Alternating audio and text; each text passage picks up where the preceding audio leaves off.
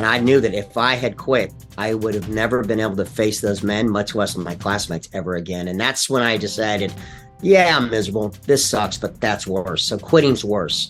And that's when you know you've beaten whatever the challenge you have in life, when you are willing to look, comfort and peace in the eye and say, that's not worth it, because pride is forever. Pain is temporary, pride is forever.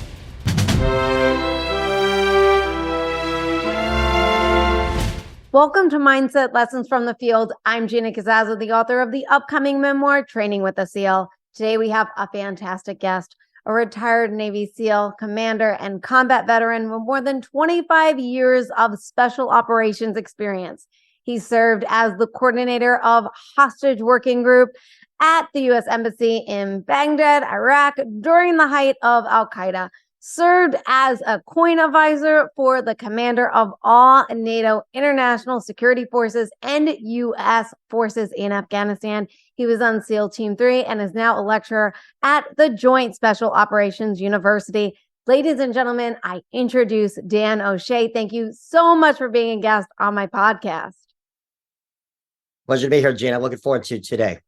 Thanks for I'm so excited. I have so many things I want to ask you. First of all, we're going to get into why you're here, as this is Mindset Lessons from the Field. I interview special operations, and as you are one of them, one of my biggest questions I want to ask you is, I was listening to some interviews with you, and you mentioned you did a mini buds prior to actually going to buds. Is that correct? Correct. Yeah. Summer of 1990.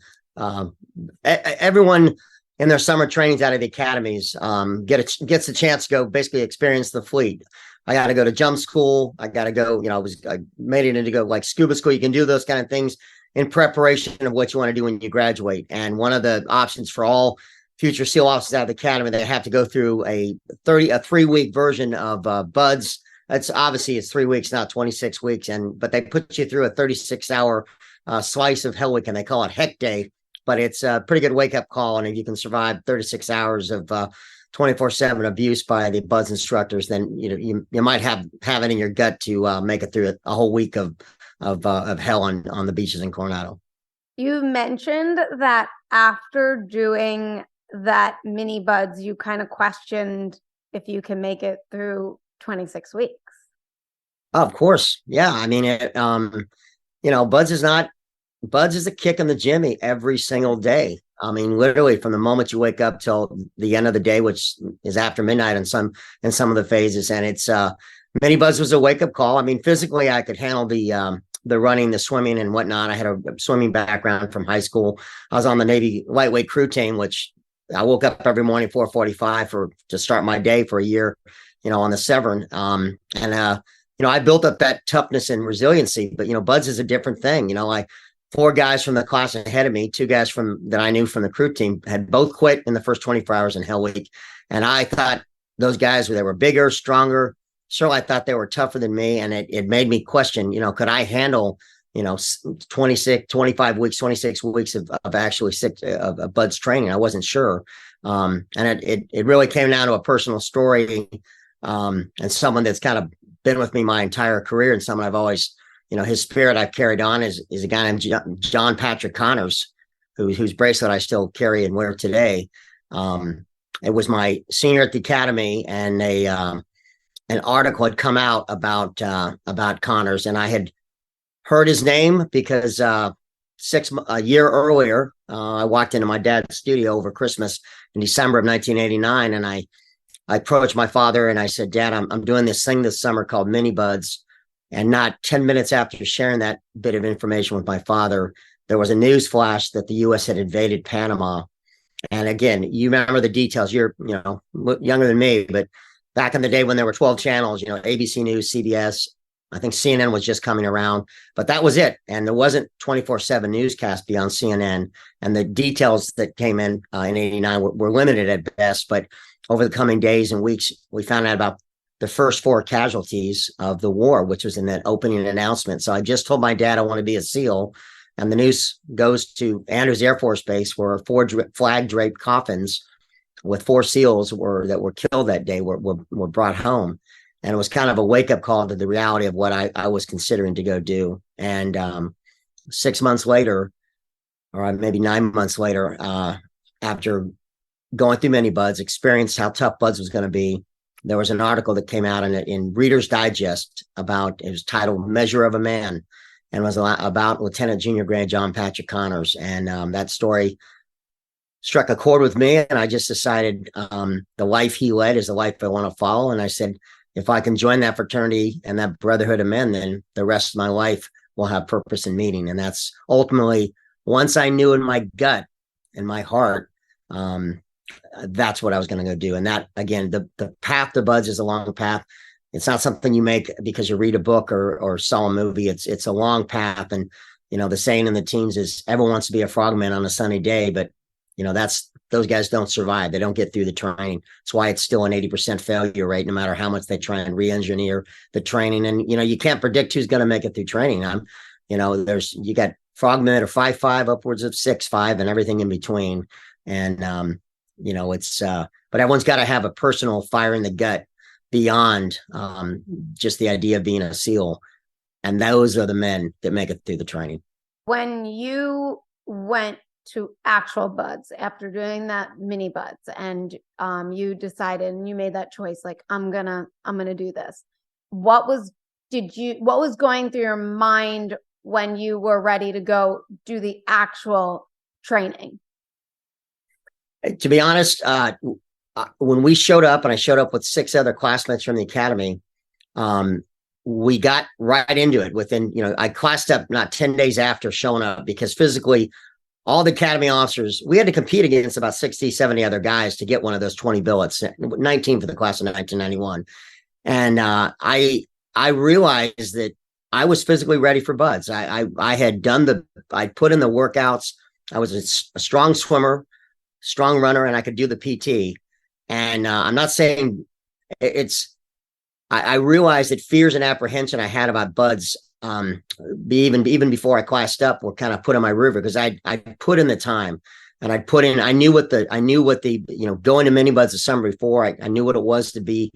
I knew what surf torture was. I knew what it was like to roll around on the sand and become a sand dummy and a sugar cookie, as they called it, and to deal with that kind of abuse. But it's everything leads up to Hell Week. And I was in a Smurf crew. I was the leader of a Smurf crew, and of course Smurf crews take a lot of abuse and punishment, because we're smaller than everyone else, and we struggle with the IBSs, or the rubber boats, and we were virtually losing every race. And everything in buds is a competition. Every evolution, it pays to be a winner, and if you finish first or second, they let you rest. And then one by one, and if you're at the bottom of the barrel in terms of where you're finishing on any evolution, and as a Smurf crew, we were finishing last in everything. I had 3 foreign officers from Singapore who pretended to not speak English when I needed to give them guidance and ask them to do something. I had some guys from the deep South who were not the smartest tools in the shed, and they were, they struggled with certain things, and physically, we definitely couldn't out PT anyone. So, and I took a lot of the abuse, because at buds, as the saying goes by the instructors, there's not a team problem. There's a leadership problem. And that's one of the onuses you carry as an officer going through buds. You're responsible for that boat crew. And if the boat crew is failing, you are the one that's responsible, not the men itself. And it's important, because, buds was not easy by any stretch, but mentally and physically, all my academy peers, we were prepared for it. And proof's in the pudding. Every classmate of mine from the Naval Academy made it through training, all 19 guys. And we had a number of guys that came out from service warfare community and others, and came into buds later on and went through. So we had, whereas there's an 80% failure rate in buds, we had a 100% success rate for my class. So it's a testament to the academy. It's a testament to the SEAL officer, Lieutenant Commander Randy Rhodes, and Chief Black, Rich Black, who inspired me, and they got us mentally and physically ready for buds. And that's really hats off to those guys. But it wasn't like we didn't put in the hours of PT and the runs and just preparation. So if you put your work in, you'll be ready for whatever life and or Uncle Sam or Mother Nature can throw at you, but it doesn't come without hard work and effort.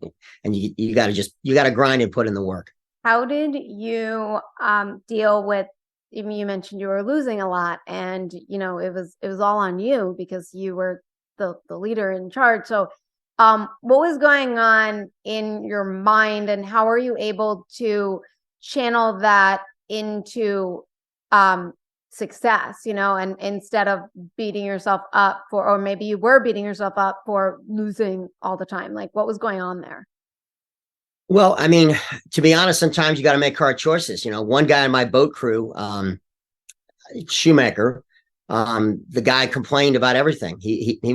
Every boat crew has that one guy that's that voice of that voice of fear, that voice of apprehension or cancer, if you will. And every evolution we're going on, you'd hear him in the back. The boat would be on our head, it'd be bouncing, it's hurting, and you'd hear him complain, and you're like, man, this evolution's going to be cold, that water's going to be dark, and I don't want to do this. And I'd be like, Shoemaker, shut the hell up. Shoemaker, shut the fuck up. I mean, it was a constant battle to tell him, because that cancer grows. If you let that seed of doubt spread, it becomes a poison and it just destroys the body. And that's what a boat crew, you're never more than 6 feet away from your swim buddy. You're always with your boat crew. And it's to the point that up to Hell Week, he stuck through the first 5 weeks of training. We got to Hell Week, but after we got the Hell Week prep talk from the Master Chief, Rick Nepper, who was a Vietnam era Master Chief, who gave us this motivational speech, and then they put us into the tents to go to sleep until Hell Week broke out. So we had only a few hours before Hell Week. And this isn't a good officer. I mean, sometimes you got to make the hard decisions as an officer. And I literally pulled Shoemaker aside and I said, Shoemaker, you know it. I know it. You're going to quit. Do us a favor now so we can replace you and get someone else in the boat crew. And I literally am an officer telling my guy to quit, which doesn't sound like good leadership 101. But sometimes you have to make those decisions and tell someone, hey, you're not cut out for this job. And ultimately he said, no, sir, I'm motivated. Master Chief got me fired up. I want to be a frogman. I said, okay, Shoemaker, we'll see. So to his credit, he went 24 hours. In fact, my Buds class went 24 hours. As I recall, we didn't lose a guy in Hell Week in the first 24 hours. Normally you lose half the class during breakout, but we had really good leadership from Lieutenant John Halfick, who's the class leader. And we had 2 ensigns in every boat crew from the Naval Academy and ROTC program. So we had good leadership, and no one quit in the first 24 hours, which is uncommon. And frankly, we didn't lose a lot during Hell Week, but the first guy to quit was Shoemaker. And Shoemaker, it was 24 hours in. We did this evolution called laundry, where you literally strip down piece of clothing by piece of clothing, run out in the Pacific Ocean, and you pretend wash it in the surf zone. And then you come back up on the beach and you fold it properly and you set it on the beach next to your boots. And then one by one, each article of clothing comes off, but you stand there for about 10, 15 minutes as this 2-hour evolution of surf torture and hypothermia comes in effect. And then as you sit there standing, shivering, you dry off, you warm up a little bit, and then they put you back in the water to take off another article of clothing. So it's torturous. And when we got down to our skivvies, literally, we're down to the last thing that's coming off, and now we know we're going to sit in the water until literally sit for 45 minutes to an hour. And this is 60-degree water temp, 658. And right as we were locking arms to take seats, and everyone's seen that image if you've watched any documentaries on the SEALs, Shoemaker breaks away from my boat crew and starts running up to the beach to quit. And guys from other boat crews try to tackle him and say, don't do it. And my whole boat crew was like, let him go. Like, because we wanted him out. True story. I mean, we literally said, Shoemaker, good riddance, right? Yeah. And here's the irony. This is the moment when people go, when did you know you're making it through, Buds? It's when they brought Shoemaker down to the water line, and we're now in the water probably 40 minutes at this point, maybe 50 minutes. And I'm hyping out. I'm skinny. I was barely 150 pounds. I 5% body fat or less. I mean, I had no body fat whatsoever when I was going through Buds, and really no one does it. Only a handful of everyone's skinny and training because they're all young, 18 to 22-year-olds, kind of the average age. And I am hyping out. I'm mentally going through the symptoms, and I am hyping out, and I'm freezing, and I'm miserable. But when they brought Shoemaker down to the water line, they had a wool blanket over his shoulders, a donut in one hand, and a cup of hot cocoa in the other. You could see the steam rising. And the instructor brought him down to the water line and said, to my class, 179, this could be you. Army wool blanket, hot cup of cocoa, a nice Dunkin's donut.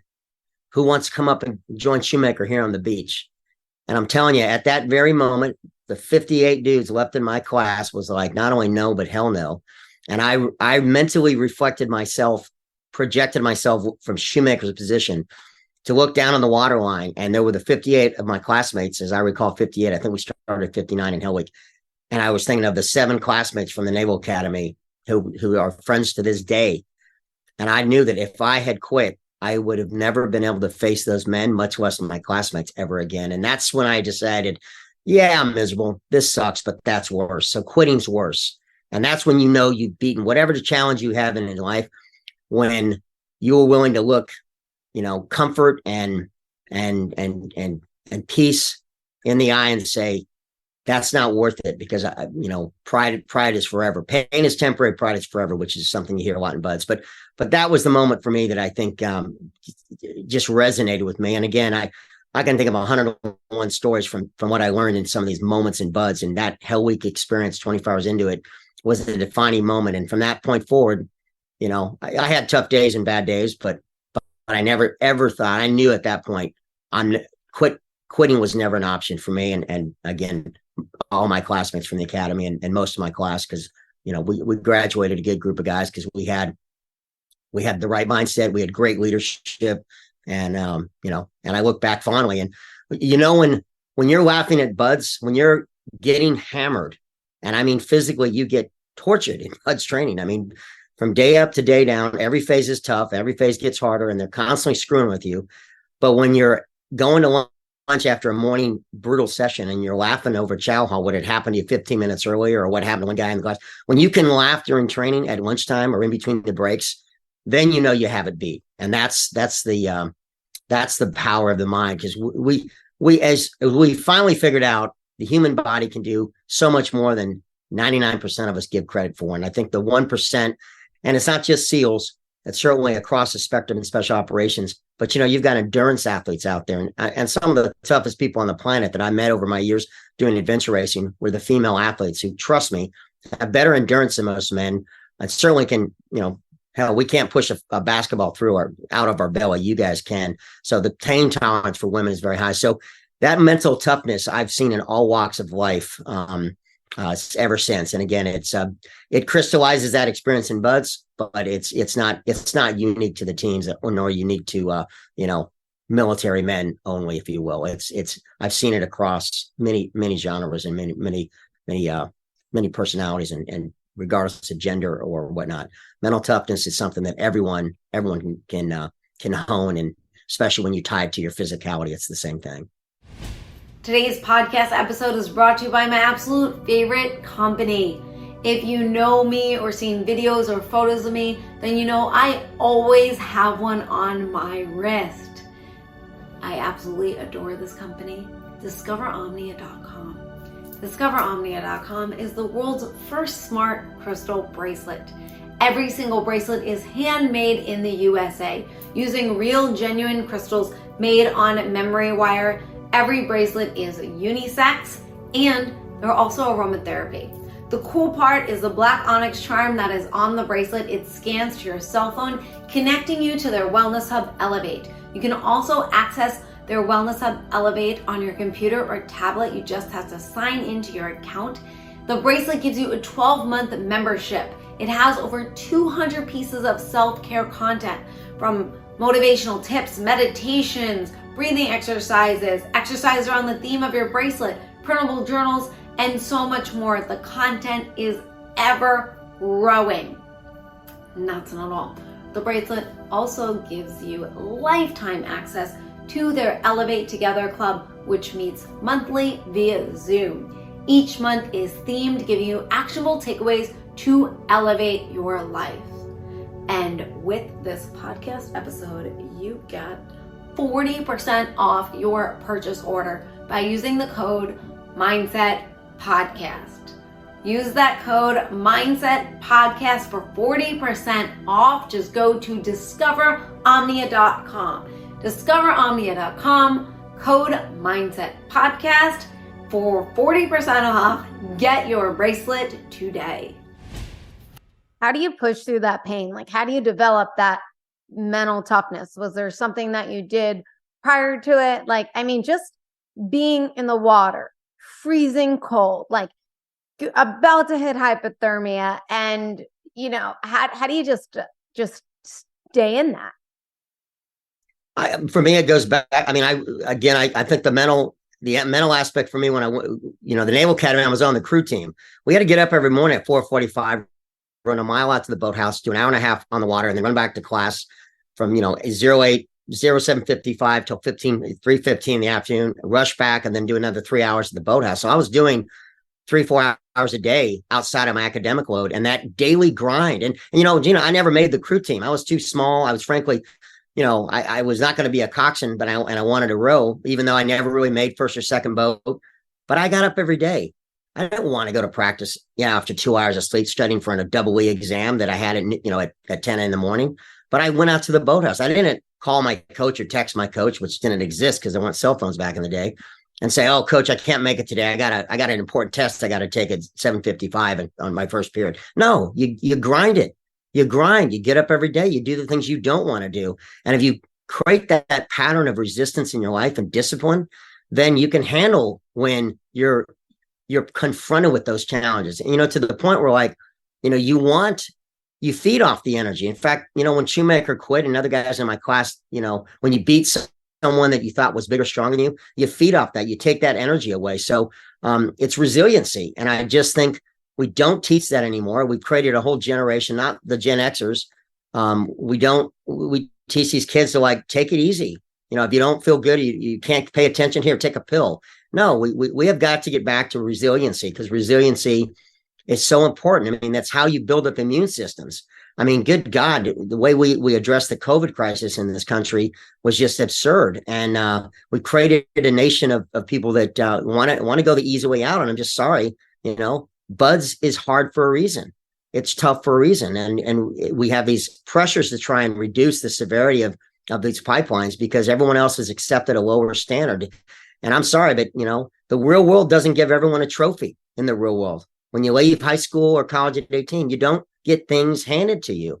And we're seeing this plethora of these kids making these little complaining videos about having to work a 9-to-5 job or having to add in an hour commute on each end because they can't afford the apartment in the city where they want to go hang out on the weekends because they're still using daddy's credit card to pay for $20 drinks and whatnot. No, the real world is tough.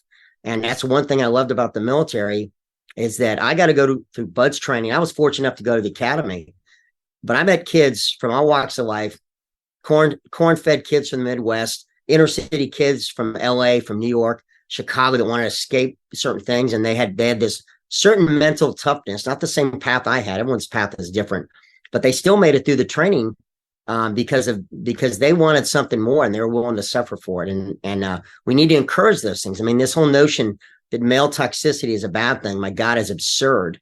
And now we're seeing the results of, a society that wants to, put up weak men. And I mean weak men and weak human beings. It's the same thing. And that famous saying, hard men make good times make weak men make bad times. And we're living in that today. And we need to get back to, old school toughness and raise our kids with discipline and respect for authority. And, we're seeing the results of not having be held accountable. And the fact that you can attack someone on social media and hide and not even use your real name, back in the day, you said something to someone, you're going to pay for it on the school ground later. And I'm not advocating violence and certainly not bullying by any stretch, but we need to get back to building resiliency, both in our physicality and our mental mindset, because, if you are as a male or female are an alpha, if you were raised proper, you're going to crush it because your competition they're all betas and whatever it could be worse than that. And I think that that's a one benefit and pleasure I have from I not only I thrived in BUDS after Hell Week, and I enjoy. I mean, I wanted to compete. I look forward to every time we did it another combat conditioning run or something. I wanted to compete. I always wanted to finish in the top 5, the top 10, or first. I was just competitive, and that's what I loved about the teams. it was so hyper competitive, and that's what, and you thrive on that. And that's what even though I don't have the physicality, I can't do the things physically I did 25 years ago, but I still have the mental toughness, and that never goes away from you. And I think that's critical that we bring that type of mentality back to how we build, raise kids today and just live life today, if you will. You mentioned leadership a lot in the very beginning and how everything falls on the leader. Did you have a sense of teamwork and leadership prior to going into Buds, or was it something that you kind of developed through failure and losing and all that? Well, I mean, I'm one of 7 kids in a big Irish Catholic family, and I'm the smallest of 4 boys. I'm literally the runt of the litter. I'm short. My brother's an inch taller than me. So I had to scrap for everything in life growing up. And, but I don't know. I just never let it mentally. I chose things as a young kid. I got involved in Boy Scouts. I was an Eagle Scout by age 12. I got involved in student government school. I ran for office, within my class. I went to Boys State, and I chose, and I love reading. I mean, my biggest thing, and that's why I was a history major. I love reading military history. I read about leadership from the Greeks, the Romans, to the age of chivalry, to the Plains Wars, to Civil War, and then World War I, World War II. In fact, I knew before I got into high school that I wanted to go to a service academy. I wanted that challenge. Now, just because you get into Annapolis, you're a leader amongst your classmates, because obviously you don't get into a service academy without having a pretty widespread resume that is strong in academic, sports, but you've got to show leadership. And so I always consider myself a student in leadership. So there was no better place for that than going to the academy and going to Buds. But I was constantly honing that. And I think certain people have innate charisma. And one thing that I've never been afraid of is public speaking, which terrorizes people. It's something that I've done since I delivered a valedictorian address out of high school, and so I don't know, but I think I had some of that. But no, I'm still a student of leadership, and I'm not perfect, and I have areas to improve upon. But I got my master's in executive leadership specifically because I think that's something that I've been drawn to, and I think it draws that type of man and woman that wants to go serve. And you're gonna be put in a leadership position regardless of what rank you come in the military. Not right away, because even as enlisted and young officers, but by the time 4 or 5 years rolls around, if you're still serving the military as a sergeant or a lieutenant or a captain, you're going to be leading men and women, and you should look forward to those challenges. And it's the military; they groom that to. It's why we have, when men and women make colonel and or flag officer, general or admiral, they're pretty impressive human beings across the board. And it's all because we've all been students of leadership almost probably throughout most of our life, and certainly from the day we joined the military.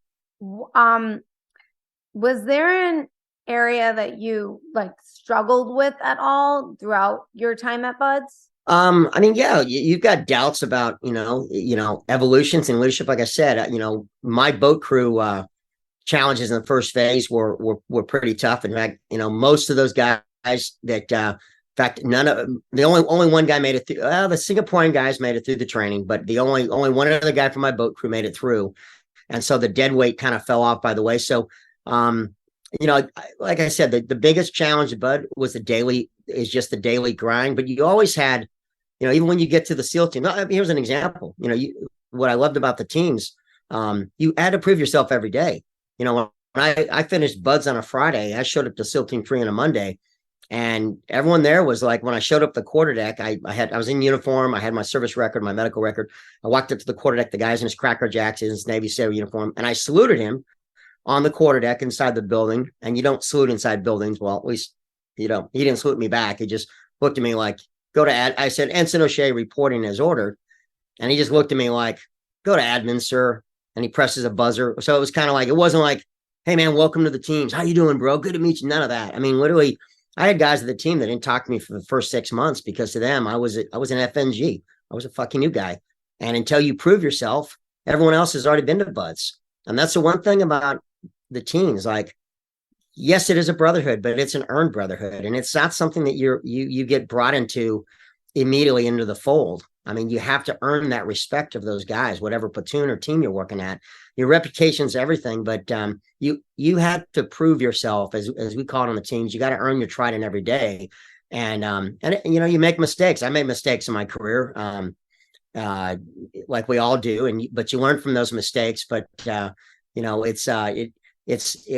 you've got some very unsympathetic older brothers that they're gonna steer you in the right direction, and sometimes that direction means some more than just counseling, if you will. And so even though I love being in the teams, there was always that fear of something could go wrong. There could it could be a Liberty incident involving alcohol, which in my day in the 90s, because we weren't in combat, that happened more often. In fact, alcohol and women ruin more careers than anything else I know.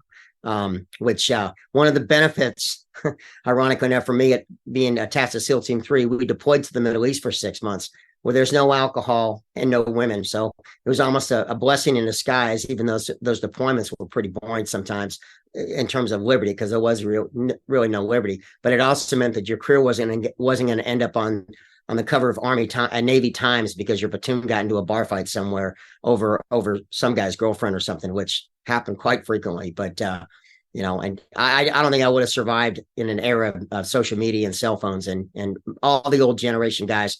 We get together and we're very thankful that social media and or cell phones did not exist when we were serving. But that just comes with the territory. How do you prove yourself after 6 months being with the team? It's like I said, everything in the team is based on your platoons and deployments. And it honestly, I don't think you feel like you're a SEAL till you've done 2 deployments. And usually it's by your third. And then as an officer, that's, it's my third platoon when I became the platoon commander. But like you get groomed for it. It's, you learn from every deployment. And at about the 5-year mark in the teams, you've kind of, your reputation is either, it's proven or it's not. And but then there's other teams to go to. There's always skill sets. And even everything we do on the teams is perishable, from our shooting skills, jumping, diving. So you've got to constantly hone that. And so you're constantly in a process of trying to improve yourself. And that's both mentally and physically, and challenging yourself. And I think that becomes a lifetime for anyone who goes through the soft pipeline. They're constantly knowing that, hey man, I might have been really good at that yesterday, but today's a new day, and I gotta go prove it today as well. When you were in Buds and then being in the SEAL team and everything, what kind of was there pressure that there's a lot of pressure there in general, because at any point, especially like through performance, you could just be dropped. Is that correct? Like you don't have to ring out. Like if you're just not performing, you could just go. Is that correct? Listen, there is an attrition rate even in the teams, not very high. But if, like for example, if you're an officer that doesn't show the potential, you just won't get a platoon commander tour, and then you kind of shown the door after about 4 or 5 years. So that's kind of a benchmark, I think, at least for the officer side. But the same with enlisted. It's usually liberty issues. If someone gets into a liberty incident, like alcohol related, then that can end a guy's career. Like a DUI, you could survive a DUI in the 90s. You wouldn't survive a DUI, driving while intoxicated, in this day and age. So it's but it's if you get in trouble, a CO can write you a letter that would end your career. So there's always a weeding process. So you can never take the fact that you earn your trident for granted. And like I said, it's the saying is, you earn your trident every day. So you're held up to a very high standard. And some guys, I talked to someone who, they screened for development group, and he said, we had guys that basically, they walked away from after going through the training, they turned it in. They basically said, hey, I'm not good enough to be here. So everyone's their own worst critic, but everyone, if you're honest, can look themselves in the mirror and know that, hey, am I physically, mentally up for this challenge? And that's usually, the hardest thing to want to admit that, you maybe are not cut out for this anymore. And eventually everyone has a shelf life. The average SEAL on average does about 10, 12 years. And then the lifers stay for 20, 25, and even 30. But, it's a grind, and it comes with a cost. And you know, we have a certain amount of guys that, we look at them like they're kind of like, loosely termed, even called, the guys that go on the dam neck. Those are the true warriors. Those are the true ones that Hercules talk. I can't. It's not Hercules, but a Greek philosopher talked about. There's in 100 warriors, for 100 men, there will be 10 that will bring that home. Of those 10, 9 are phenomenal fighters, but there is that one, and that one brings all the men home. I'm paraphrasing. Yeah. No, I know exactly what you're. And those are the guys that go screen for dam neck, and then they spend their entire career. And I have buddies that are in their 50s, and they retired after 20, 25 years in the teams, and then went on to another organization to continue doing what they were doing. And it's those are the very few, and those are the guys that we all look up to and have tremendous respect for, because those guys truly stayed at the path of war and the path of perfecting their craft from every aspect of it, from being an assaulter, a sniper, a troop leader, troop commander. And so we recognize that even within our breed, there's a special cut above, and thank God we have them, because those are the men that are keeping this country safe from the wolves that are at our gates. Did you have any moment or point where you almost didn't make it, or like you had a just kind of like a close call for yourself? I mean, no, not once I got to the team. I mean, I certainly had my fair share of challenges, especially in the first couple of platoons.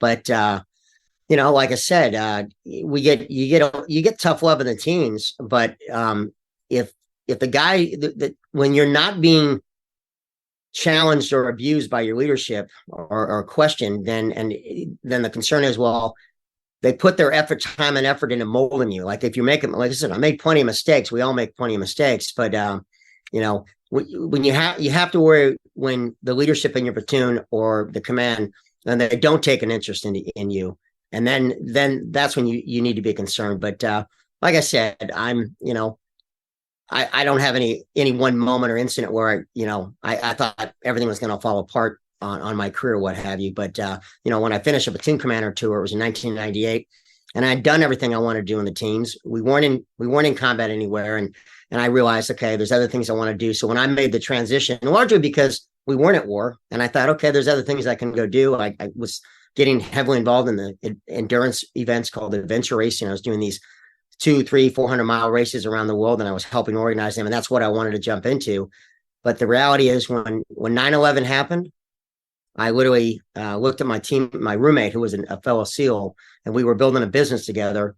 And on that day, I simply looked at him and I said, Al Qaeda. And before the day was done, there was an email that went out to every SEAL, former, past, and present, and to the reservists. And I wasn't even in the reserves, but it said, "Hey guys, we need you back. We're going to war."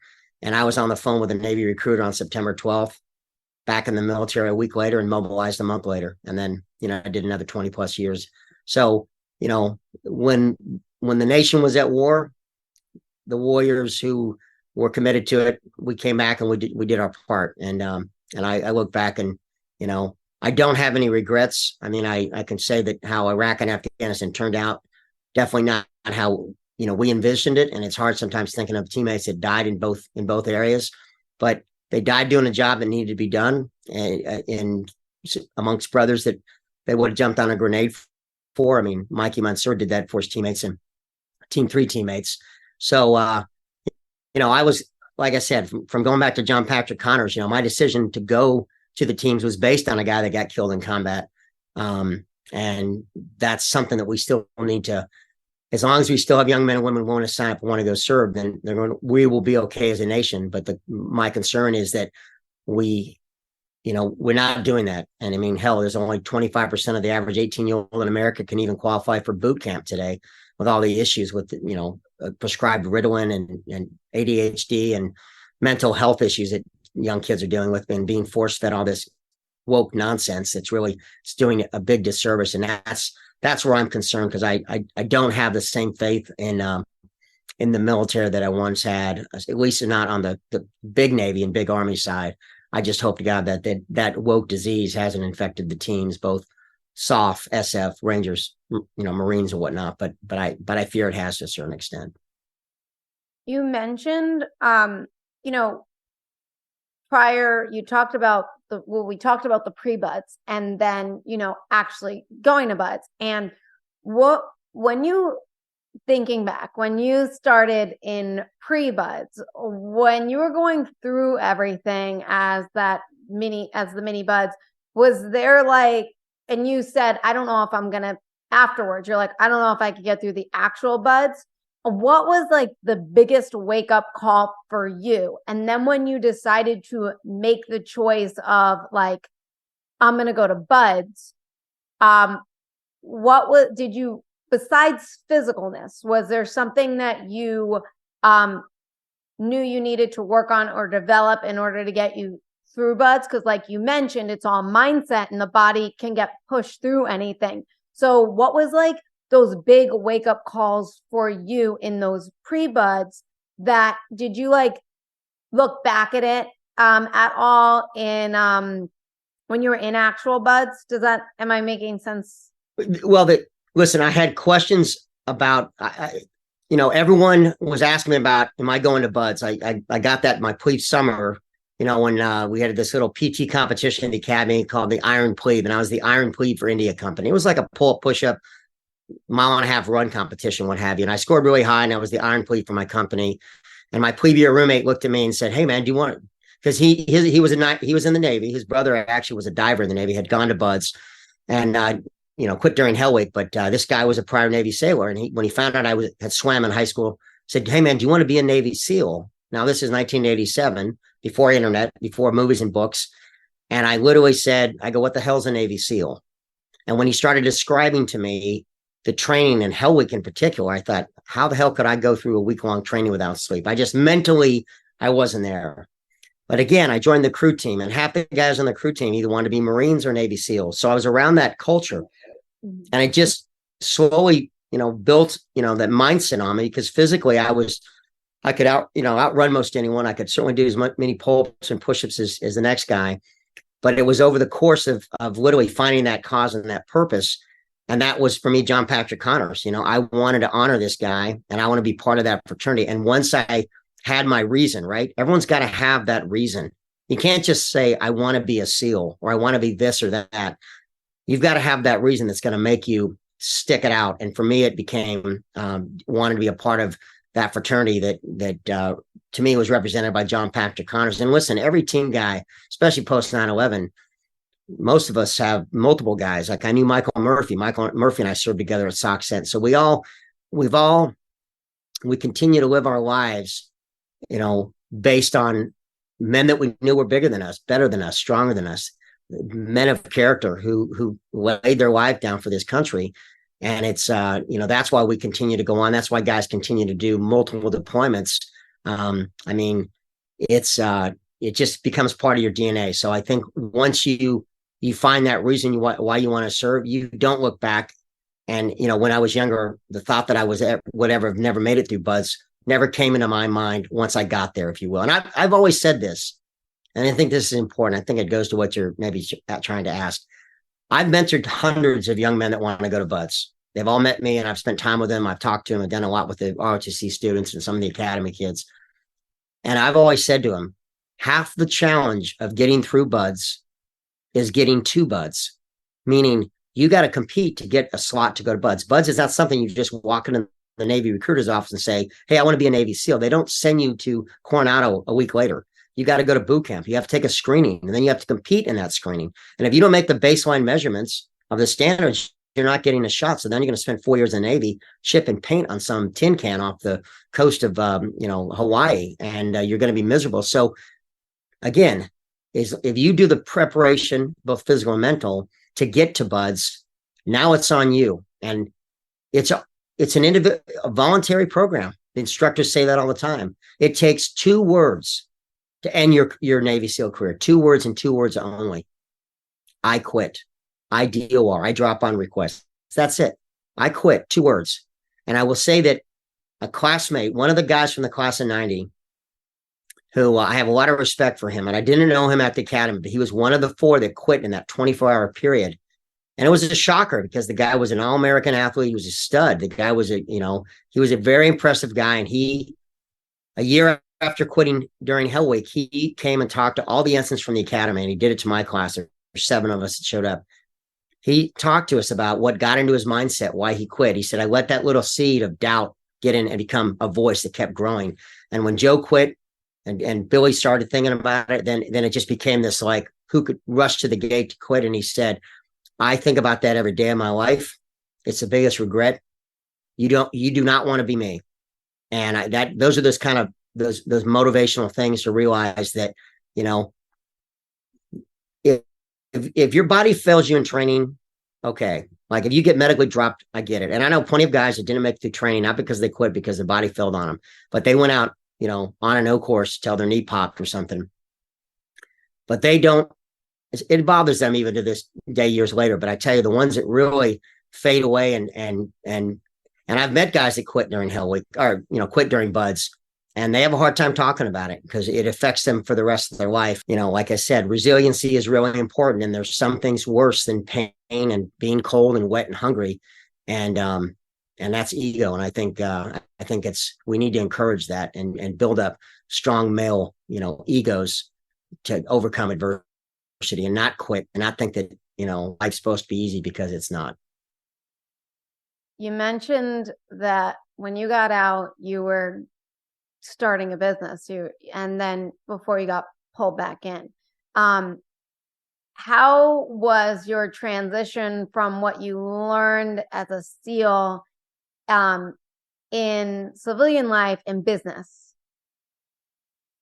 You get a lot of good lessons from the military and business life, but it is hard making that transition. The transition is hard for every soldier that leaves, especially something like the teams. Team 3, I'd look in the mirror sometimes as I got dressed in the locker room, and I just sometimes couldn't believe I was at the teams. I would look at my trident and be like, man, I am part of this fraternity. I just love it here. And it's something that's hard because every guy that leaves the teams, I don't care. And I know some guys that left, especially my era, they went off to get MBAs from Harvard, Yale, they, law school degrees out of Yale, Stanford. I mean, top programs in the country. And then they go on to Wall Street or wherever, hugely successful careers. And I can tell you, every team guy that spent time in either the Strand or Virginia Beach and the Creek, they regret that they're no longer in the teams. They really do. So that business transfer, it's never the same. It's really hard for guys to make that transition because just nothing measures up to the adrenaline rush you get being in the teams every day. But you learn a lot of lessons, and I think that's why it makes SEALs pretty darn successful. And they're probably more successful in the entrepreneurial side of the house than in the actual corporate, because I have plenty of buddies that did the corporate route, but ultimately all of them found a way to go find a way to niche themselves out. Very few of them stayed in the Fortune 100 type companies because they wanted to go start something on their own. So they would, use those MBA degrees from Wharton or Harvard or whatnot to leverage a good opportunity. But as soon as I got enough knowledge, they would go out on their own or launch their own company. So there's a lot of it, but everyone, you'll never be surrounded in a company like you with the talent and the kind of guys that are going to challenge you every day that you had in the teams. But there are important lessons learned, but really it just comes down to, being a leader, man. Set the vision, you craft the mission statement or the mantra that everyone lives by, and then you create the priorities of what the focus is of the business, and you establish the values of the company, and then you live by those values. And the teams are, Navy is honor, courage, and commitment, and people live and die by the ethos and the SEAL ethos. And I think, even myself, I wrote a Warrior's Creed, and I refined it after my MBA, Master's in Executive Leadership program, and I use that as a guiding principle for, a tech company I was involved with for a number of years, and other companies I've helped stand up and start. So, but all those principles, they came out of buds, they came out of Ranger School, and they are applicable to life. You have to tweak them a little bit and put on new verbiage and take away the military speak that most people don't understand and put it into, civilian speak, if you will. being a Navy SEAL is a very small group. And being a successful business owner is also a small group. There's a lot of failure in both areas. And you said Navy SEALs do well as entrepreneurs. They gravitate in that area. So what do you think that they all have in common and bring to the table? I mean, again, just mental focus, front sight focus, discipline, physicality, which is huge, and just determination and a mindset. I mean, when you get through Bud's training and you do something that no one is supposed to do, right? Go for 5.5 days with 3.5, 4 hours of sleep. Then you have this mindset that's like, I can do anything. I can accomplish anything. And guys are like, I will stay up till the job's done. I mean, and it's just all these little sayings in the teams and in Buds and Hell Week that just stick with you for life. One is none, two is one, where you always have a backup. You never rely on just one set of anything because God forbid that thing fails. So you always have a backup plan.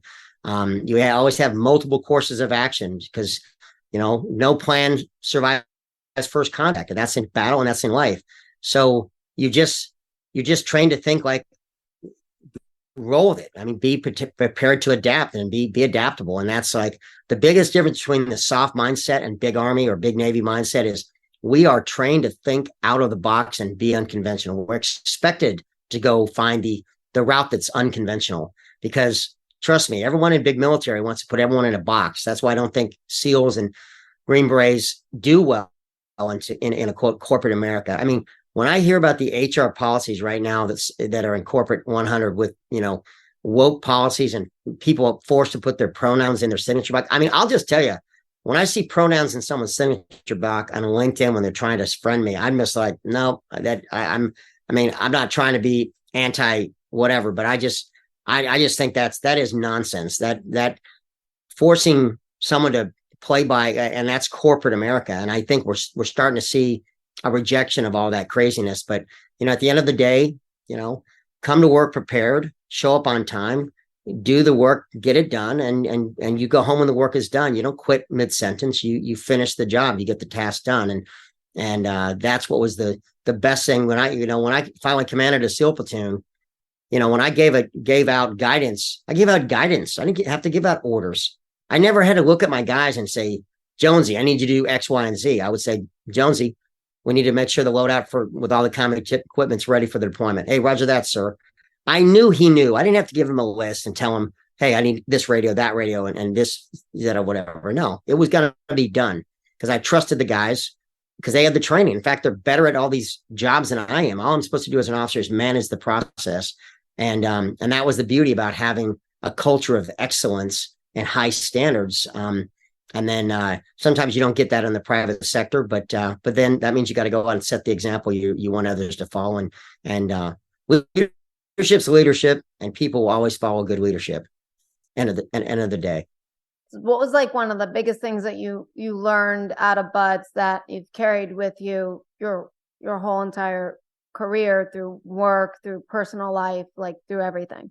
Well, it was actually before Buds. When I got into the academy, day one, they walked us in, they shaved our heads, took us out of our khakis and topsiders and polo shirts and put us into a uniform. And they started teaching us how to march, and they marched us in this auditorium. And we got this lecture on Message to Garcia. And Message to Garcia was this kind of parable written about a young Army officer at the turn of the century in the Spanish-American War. There was a rebel leader on Cuba that the U.S. President McKinley wanted to get a message to say that we will support the insurgency against Spain. And that message, they said, we must get it. This message must be delivered to Garcia.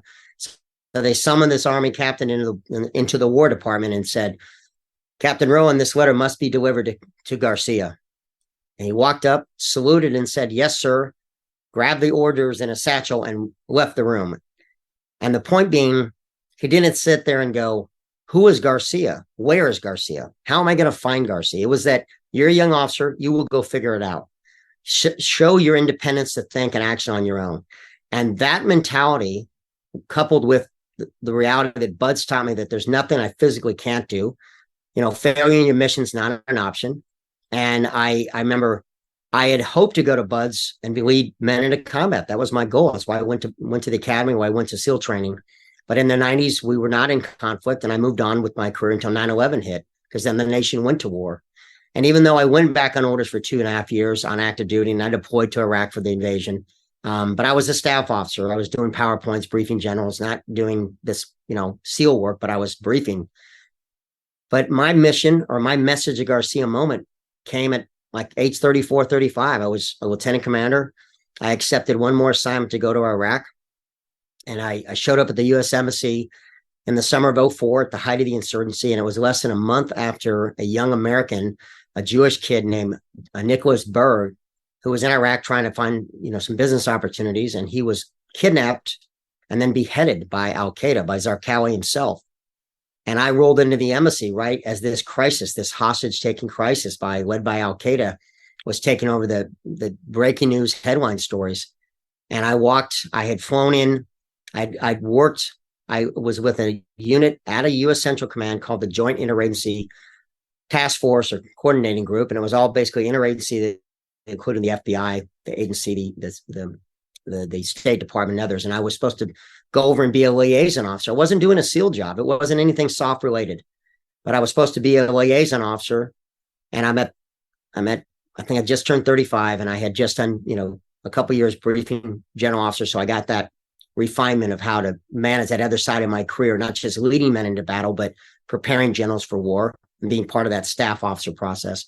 And I showed up at the embassy in July of 2004, and in literally the second meeting of the day, an ambassador was talking about these two truck drivers from Bulgaria that had been kidnapped. The fact that Bulgaria had a battalion of soldiers in the coalition, they were a part of the coalition of the willing, that President Bush himself had called the president of Bulgaria and said, hey, you're a valued member of the coalition. We'll do everything we can to save these hostages. And so 2 envoys were flying into Baghdad that day to find out what was being done to rescue these 2. And it was brought up at a State Department meeting with the Pole-Mill ambassador, the political military ambassador. And he sees a problem that involves hostages, and he's got a Navy SEAL who's part of his liaison staff. And he simply turned to me and said, Dan, you're a Navy SEAL, go call your friends. And that's how I got handed this kidnapping crisis. That was my satchel being handed to me, my message to Garcia moment.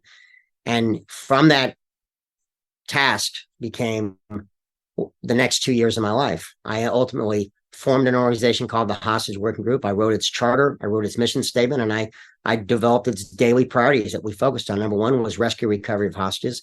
2, prevent future kidnappings. And 3, bring those responsible to justice. And I lived by that. Those were the things that drove me for the next 2 years. And that's why the organization grew from, the interagency. I had the intelligence, I had special operations involved, the diplomats, I had counter nations, I had law enforcement. I mean, I literally grew this organization, and ultimately, in the height of that summer, the month I got there, July, there were 31 international kidnappings. It went to 46, and then 54. So literally in the 3 months of this tour, and I was only supposed to be there for the summer, I dealt with 2 to 3 kidnappings every day. And I'm running around with my head cut off. And it was a crisis. But in the middle of that crisis, by staying focused on the mission, we eventually got out a campaign to advise people about the threat of kidnapping. So then people were being warned. We'd get advance warning that a group was being targeted. I would go out to them, I'd meet with them and say, hey, you're being targeted by this organization. And so they would, make it, adjust accordingly. And eventually, it was exhausting work. I mean, I didn't take a day off. I worked 22 months in a war zone with no time off. In fact, the only time I would come home every 6 months because I had to drill. So I would come home from 6 months being in Iraq. I would drill for 2 weeks. And my drills would be to go around and speak about the hostage crisis. I was speaking at the Pentagon. I was speaking at, SOCOM. I spoke out to Naval Special Warfare. So I would come home for 2 weeks, do my military drill, and then go right back to the war. And I did that for a total of, basically 2 years from 2004 to 2006. And I was exhausted by the end of the tour because my average day was 20 hours long, and I wasn't sleeping. And I was frustrated because we were not having a lot of successes. In fact, we only had a handful of hostage rescues. In fact, of the 44 Americans taken hostage, we had one hostage rescue mission, one deliberate hostage rescue mission out of the 448 total kidnapping cases, of which 44 American hostages. But I tell you, it wasn't until I looked back on and did the calculations, I realized that by the end of my tour, kidnappings went from 2 to 3 a day down to single digits. In fact, the last 2 months of my tour in March and April of 06, there were only two foreigners taken hostage in the entire month, both months. So we went from an average of 30, 40 kidnappings a day at one point down to, in context with all the kidnappings that were occurring, down to single digits. So the work did pay off, but I didn't, so like I said, I stuck to my SEAL mentality that, I can put in another day. I can survive on no sleep because I've done it before. I did it in college. I did it in the team. So, and I had an important mission, and I took every kidnapping personally. Every morning I'd wake up to a proof of life video of one of the hostages. And I was interviewing these families, these Iraqis that were being kidnapped. And the Iraqi kidnapping crisis was tenfold what the international crisis was.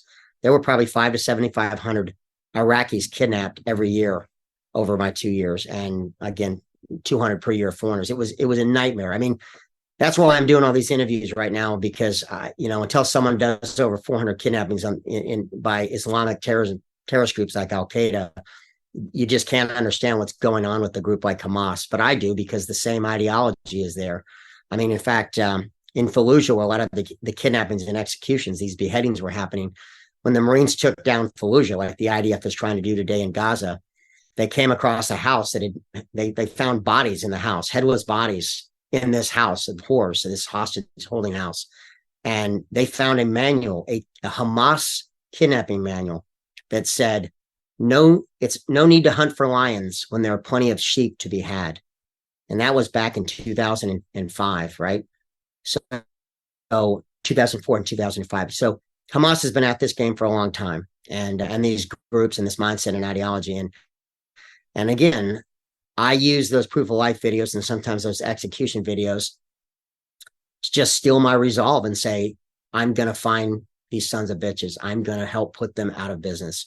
And we didn't have a lot of success early on, but by the end of my tour, we did, because we addressed the problem set. And ultimately, the one kidnapping ring in particular that I'd chased for 18 months in the last 90 days of my tour, the most capable hostage rescue task force on the planet, took down that ring and wiped them out. And kidnappings went away for a couple of years in Iraq because of aggressive stance by U.S. Special Operations Forces. So, but and it should have happened earlier in my career, or early in that tour.